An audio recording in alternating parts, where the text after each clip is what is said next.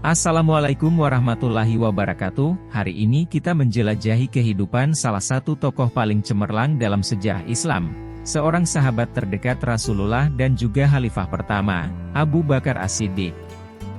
Dalam perjalanan kita kali ini, kita akan memahami tidak hanya kebijaksanaan dan keberanian beliau, tetapi juga warisan yang abadi dari kepemimpinan yang adil dan cinta yang mendalam kepada agama. Inilah jejak Abu Bakar As-Siddiq yang mengilhami jutaan orang di seluruh dunia. Abdullah bin Abu Quhafah atau yang lebih dikenal dengan Abu Bakar As-Siddiq adalah salah satu pemeluk Islam awal, salah satu sahabat utama Rasulullah dan khalifah pertama yang dibaiat setelah kematian Rasulullah.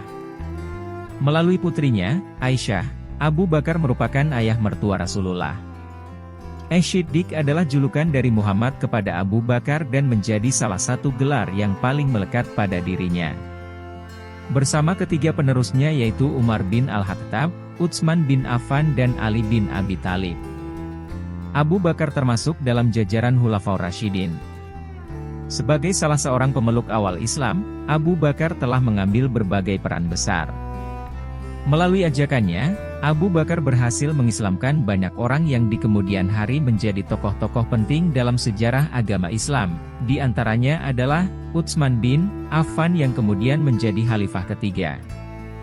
Abu Bakar juga turut serta dalam berbagai perang seperti Perang Badar 624 Masehi atau 2 Hijriah. Kedekatan dan kesetiaannya kepada Muhammad merupakan satu hal yang sangat melekat pada diri Abu Bakar, utamanya terlihat saat mendampingi Muhammad hijrah ke Madinah dan kepatuhannya dalam menerima keputusan Muhammad dalam perjanjian Hudaybiyah, meski banyak sahabat Nabi kala itu awalnya enggan menyepakati perjanjian tersebut karena dipandang berat sebelah. Abu Bakar berkulit putih, bertubuh kurus, berambut lebat, tampak kurus wajahnya, dahinya muncul, dan ia sering memakai hinaan dan kad. Abu Bakar dinyatakan sebagai khalifah setelah kematian Rasulullah Sallallahu Alaihi Wasallam. Abu Bakar menjadi khalifah pertama umat Islam yang menjadi awal dari kekhalifahan Rasyidin. Masa kekuasaannya yang singkat, dipusatkan pada pemadaman pemberontakan Klain Arab yang berselisih paham dengan kekhalifahan Abu Bakar serta membantu membukukan Al-Quran untuk pertama kalinya. Dalam memerintah, Abu Bakar berusaha mengeluarkan kebijakan yang tidak berbeda dengan Muhammad, seperti penolakannya untuk mencopot Khalid bin Walid dari kedudukannya sebagai panglima. Abu Bakar bertemu nasabnya dengan Nabi Muhammad pada kakeknya yang bernama Murrah bin Ka'ab dan ibu dari Abu Bakar adalah Ummu Al-Khair Salma binti Syar bin Amir bin Ka'ab bin Sa'id bin Taim yang berarti ayah dan ibunya sama-sama dari kabilah Bani Taim. Nama asli Abu Bakar tidak pasti dan sumber memperdebatkan Abdullah, Abdul Kabah dan Atik sebagai namanya. Muhammad memberinya gelar yaitu As-Siddiq, artinya, yang berkata benar, setelah Abu Bakar membenarkan peristiwa Isra Mi'raj yang diceritakan oleh Muhammad kepada umatnya, sehingga ia lebih dikenal dengan nama, Abu Bakar As-Siddiq. Abu Bakar lahir di kota Makkah sekitar tahun 573, tahun kedua dari tahun Gajah, dari keluarga kaya dalam Bani Taim dari suku Quraisy. Abu Bakar menghabiskan masa kecilnya seperti anak Arab pada zaman itu di antara suku Baduy yang menyebut diri mereka dengan nama Ali Bair atau rakyat unta. Pada masa kecilnya, Abu Bakar sering sekali bermain dengan unta dan kambing, dan kecintaannya terhadap unta inilah yang memberinya nama Abu Bakar, yang berarti bapaknya unta. Ketika umurnya berusia 10 tahun, Abu Bakar pergi ke Suriah bersama ayahnya dengan kafilah dagang. Nabi Muhammad yang pada saat itu berusia 12 tahun juga bersama kafilah tersebut. Pada tahun 591, Abu Bakar yang pada saat itu berusia 18 tahun pergi untuk berdagang, berprofesi sebagai pedagang kain yang memang sudah menjadi bisnis keluarga. Dalam tahun-tahun mendatang Abu Bakar sering sekali bepergian dengan kafilahnya. Perjalanan bisnis membawanya ke Yaman, Suriah dan beberapa tempat lainnya. Perjalanan bisnis inilah yang membuatnya semakin kaya dan semakin berpengalaman dalam berdagang. Bisnisnya semakin berkembang, mempengaruhi status sosial Abu Bakar. Meskipun ayahnya Abu Quhafah Utsman masih hidup, Abu Bakar diakui sebagai kepala sukunya. Seperti anak-anak lain dari keluarga pedagang Makkah yang kaya, Abu Bakar adalah orang terpelajar, bisa menulis dan membaca, dan dia menyukai puisi. Abu Bakar biasanya menghadiri pameran tahunan di UKAS dan ikut berpartisipasi dalam simposium puitis. Ia memiliki ingatan yang bagus dan pemahaman yang baik mengenai silsilah atau asal-usul suku-suku Arab, sejarah dan juga politik mereka. Sebuah cerita ketika Abu Bakar masih kecil, ayahnya membawanya ke Ka'bah, dan meminta Abu Bakar berdoa kepada berhala. Setelah itu ayahnya pergi untuk mengurus urusan bisnis lainnya, meninggalkan Abu Bakar sendirian dengan berhala-berhala tersebut. Abu Bakar lalu berdoa kepada berhala, "Ya Tuhanku, aku sedang membutuhkan pakaian, berikanlah kepadaku pakaian." Berhala tersebut tetap acuh tak acuh tidak menanggapi permintaan Abu Bakar. Kemudian Abu Bakar berdoa kepada berhala lainnya dan mengatakan, "Ya Tuhanku, berikanlah aku makanan yang lezat, lihatlah aku sangat lapar." Berhala itu masih tidak memberikan jawaban apapun dan acuh tak acuh. Melihat permintaannya tidak dikabulkan, kesabaran Abu Bakar habis lalu mengangkat sebuah batu dan berkata kepada berhala tersebut, "Di sini saya sedang mengangkat batu dan akan mengarahkannya kepadamu, kalau kamu memang Tuhan, maka lindungilah dirimu sendiri." Abu Bakar lalu melemparkan batu tersebut ke arah berhala dan meninggalkan Ka'bah. Setelah itu, Abu Bakar tidak pernah lagi datang ke Ka'bah untuk menyembah berhala-berhala di Ka'bah. Dalam kitab Hayatus Sahabah, dituliskan bahwa Abu Bakar masuk Islam setelah diajak oleh Muhammad. Diriwayatkan oleh Abu Hasan Al-Atrabulusi dari Aisyah, ia berkata, "Sejak zaman jahiliyah, Abu Bakar adalah kawan Muhammad. Pada suatu hari, dia hendak menemui Muhammad. Ketika bertemu dengan Muhammad, dia berkata, 'Wahai Abul Qasim,' panggilan Nabi, 'ada apa denganmu sehingga engkau tidak terlihat di majelis kaummu dan orang-orang menuduh bahwa engkau telah berkata buruk tentang nenek moyangmu dan lain-lain lagi?' Muhammad bersabda, 'Sesungguhnya aku adalah utusan Allah dan aku mengajak kamu kepada Allah.'" Setelah selesai Muhammad berbicara, Abu Bakar langsung masuk Islam. Melihat keislamannya itu, dia gembira sekali, tidak ada seorang pun yang ada di antara kedua gunung di Makkah yang merasa gembira melebihi kegembiraan dia. Kemudian Abu Bakar menemui Utsman bin Affan, Talhah bin Ubaidillah, Zubair bin Awam, dan Sa'id bin Abi Waqqas, mengajak mereka untuk masuk Islam. Lalu, mereka pun masuk Islam. Abu Bakar lalu mendakwahkan ajaran Islam kepada Utsman bin Affan, Talhah bin Ubaidillah, Zubair bin Awam, Sa'id bin Abi Waqqas dan beberapa tokoh penting dalam Islam lainnya. Istri pertama Abu Bakar yang bernama Qutailah binti Abdul Uzza tidak menerima agama Islam lalu Abu Bakar menceraikannya. Istrinya yang lain yang bernama Ummi Ruman menjadi mualaf. Semua anak Abu Bakar menerima agama Islam kecuali Abdurrahman bin Abi Bakar sehingga membuat mereka berpisah, walaupun pada akhirnya Abdurrahman kelak menjadi seorang Muslim setelah perjanjian Hudaybiyah. Masuk Islamnya Abu Bakar membuat banyak orang masuk Islam. Ia membujuk teman dekatnya untuk masuk Islam sehingga banyak temannya menerima ajakan tersebut. Sebagaimana yang juga dialami oleh para umat Islam pada masa awal. Ia juga mengalami penyiksaan yang dilakukan oleh penduduk Makkah yang mayoritas masih menyembah berhala nenek moyang mereka. Namun, penyiksaan terparah dialami oleh mereka yang berasal dari golongan budak. Sementara para pemeluk non-budak biasanya masih dilindungi oleh para keluarga dan sahabat mereka. Hal ini mendorong Abu Bakar membebaskan para budak tersebut dengan membelinya dari tuannya kemudian memberinya kemerdekaan. Salah seorang budak yang dibelinya lalu kemudian dibebaskan adalah Bilal bin Rabah. Ketika peristiwa hijrah, saat Muhammad pindah ke Madinah, 622 Masehi, Abu Bakar adalah satu-satunya orang yang menemaninya. Abu Bakar juga terikat dengan Muhammad secara kekeluargaan. Anak perempuannya, Aisyah menikah dengan Muhammad beberapa saat setelah hijrah. Selama masa sakit Muhammad saat menjelang kematiannya, dikatakan bahwa Abu Bakar ditunjuk untuk menjadi imam salat menggantikannya. Banyak yang menganggap ini sebagai indikasi bahwa Abu Bakar akan menggantikan posisinya. Bahkan pun setelah Muhammad telah meninggal dunia, Abu Bakar As-Siddiq dianggap sebagai sahabat Nabi yang paling tabah menghadapi meninggalnya Muhammad ini. Segera setelah kematiannya, dilakukan musyawarah di kalangan para pemuka kaum Ansyar dan Muhajirin di Sakifah Bani Saidah yang terletak di Madinah, yang akhirnya menghasilkan penunjukan Abu Bakar sebagai pemimpin baru umat Islam atau Khalifah Islam pada tahun 632 Masehi. Apa yang terjadi saat musyawarah tersebut menjadi sumber perdebatan. Penunjukan Abu Bakar sebagai khalifah adalah subjek kontroversial dan menjadi sumber perpecahan pertama dalam Islam, di mana umat Islam terpecah menjadi kaum Sunni dan Syiah.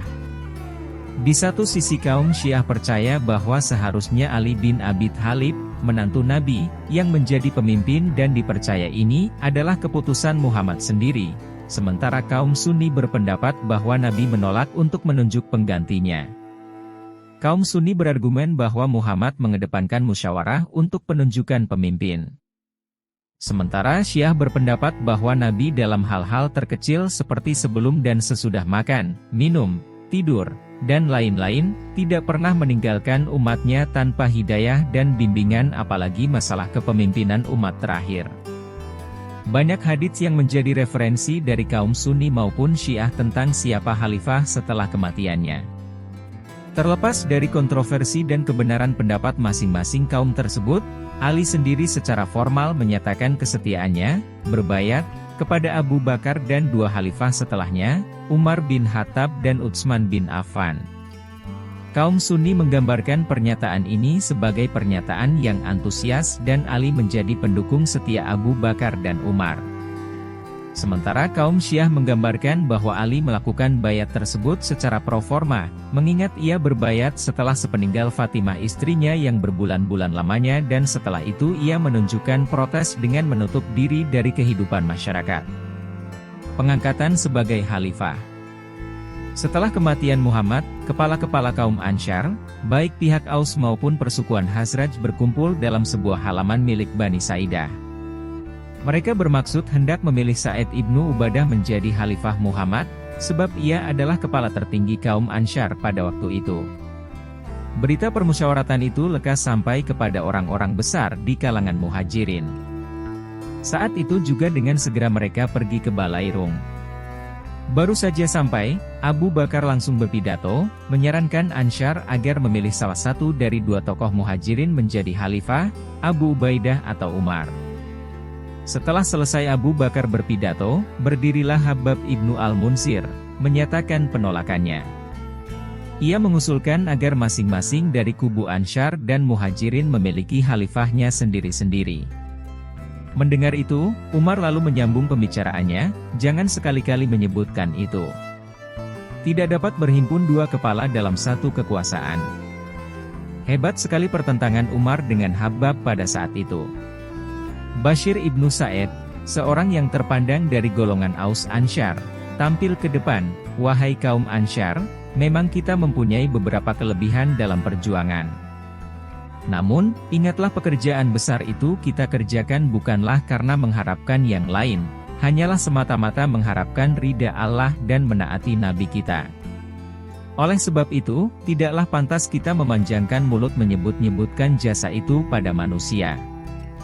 Ingat pula bahwa Muhammad Shallallahu Alaihi Wasallam jelas dari Quraisy, kaumnya lebih berhak menjadi penggantinya untuk mengepalai kita.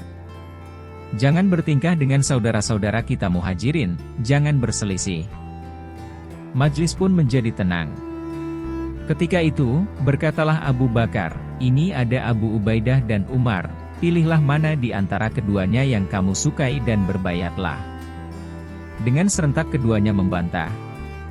Abu Ubaidah dan Umar justru mencalonkan Abu Bakar sebagai khalifah. Pertimbangannya, Abu Bakar pernah mendampingi Muhammad ketika bersembunyi dalam gua pada saat masa hijrah ke Madinah. Selain itu, Abu Bakar juga pernah ditetapkan sebagai pengganti Muhammad dalam sholat ketika ia sakit. Bashir ibnu Sa'id dari Aus ikut mendukung pencalonan Abu Bakar. Berduyun-duyunlah anggota Aus yang lain membayat Abu Bakar. Melihat itu, anggota-anggota Khazraj pun terpengaruh, juga ikut tampil ke depan untuk membayat Abu Bakar. Melihat pihak lain telah berduyun-duyun membayat Abu Bakar, Bani Hashim pun tidaklah dapat mengelak lagi. Mereka sadar bahwa perkara ini bukan perkara keluarga, melainkan siapakah orang yang paling mulia di sisi Muhammad. Sementara itu, Ali bin Abi Thalib tidak hadir di situ, karena sedang menjaga jenazah Muhammad. Karena itu, ia tidak turut membayat. Ali sendiri pun akhirnya membayatnya juga, yaitu beberapa waktu setelah istrinya, Fatimah binti Muhammad meninggal dunia. Setelah orang-orang selesai membayatnya, Abu Bakar pun berpidato sebagai sambutan atas kepercayaan orang banyak pada dirinya. "Wahai manusia, sekarang aku telah menjabat pekerjaan ini, tetapi tidaklah aku orang yang lebih baik daripada kamu. Jika aku telah berlaku baik dalam jabatanku, sokonglah aku. Namun, jika aku berlaku salah, tegakkanlah aku kembali. Kejujuran adalah suatu amanat, kedustaan adalah suatu khianat. Orang yang kuat di antara kamu, di sisiku ia lemah, karena aku tarik darinya untuk hak si lemah. Orang yang lemah di sisimu, di sisiku ia kuat, sehingga akan kuberikan haknya dari si kuat, insya Allah. Taatlah kepadaku selama aku taat kepada Allah dan Rasul-Nya.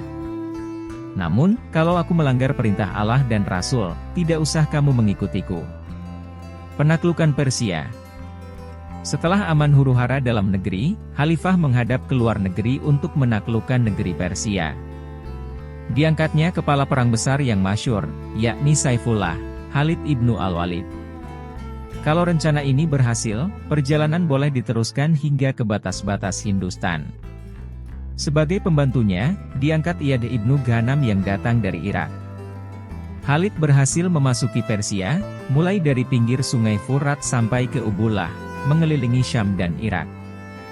Di beberapa tempat, mereka bertempur dengan tentara-tentara Persia, Romawi dan Arab. Khalid lebih suka berduel beradu tombak melawan kepala-kepala kaum, sebab dengan demikian tempo perang dapat disingkatkan. Kalau suatu negeri ditaklukkannya, maka di sana ia akan mengangkat seorang amir untuk mengatur khiraj, cukai, dari ahli zimmah. Di satu sisi, nama Khalid menakutkan musuh. Namanya lebih dahulu mengegerkan tempat-tempat yang belum dimasukinya. Di sisi lain, Khalid sangat dipuji oleh musuhnya, sebab para petani dan pertaniannya tidak pernah diganggu, melainkan dipeliharanya.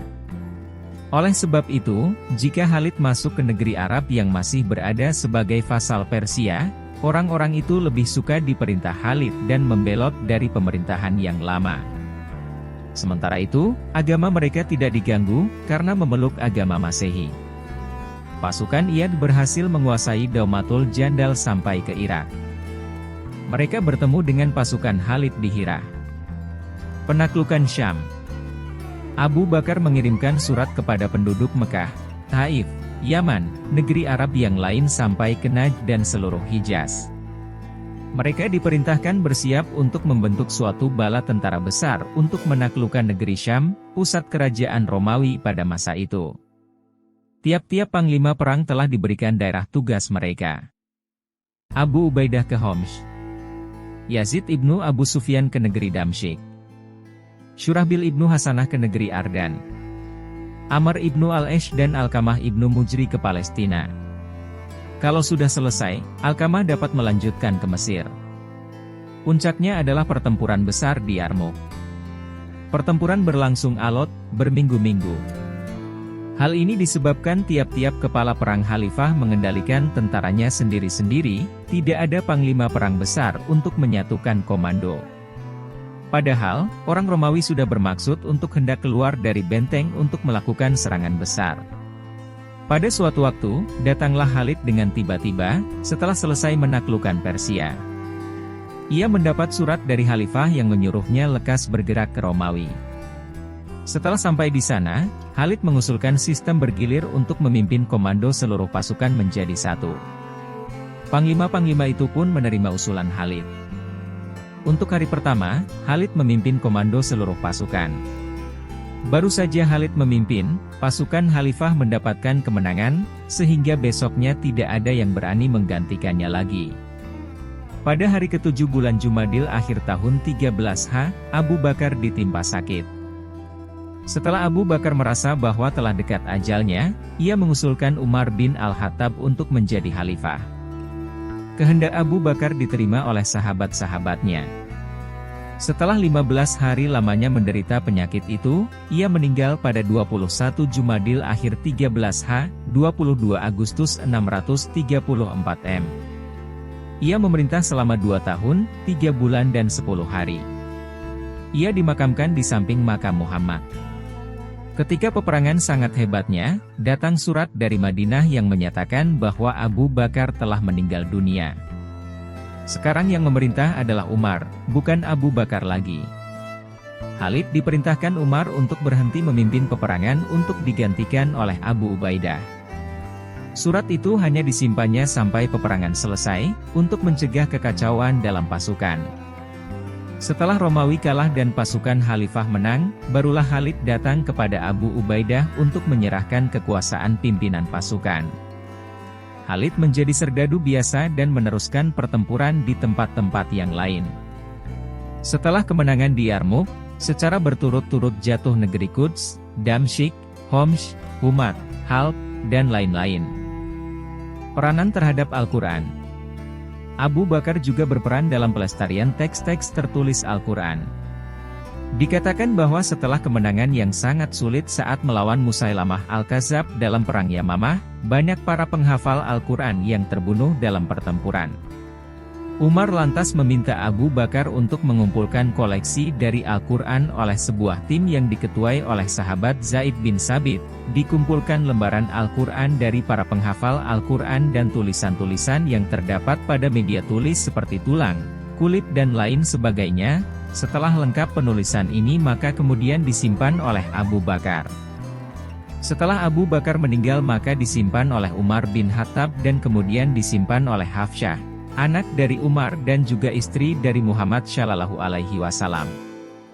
Kemudian pada masa pemerintahan Utsman bin Affan koleksi ini menjadi dasar penulisan teks Al-Quran yang dikenal saat ini. Wafatnya Abu Bakar.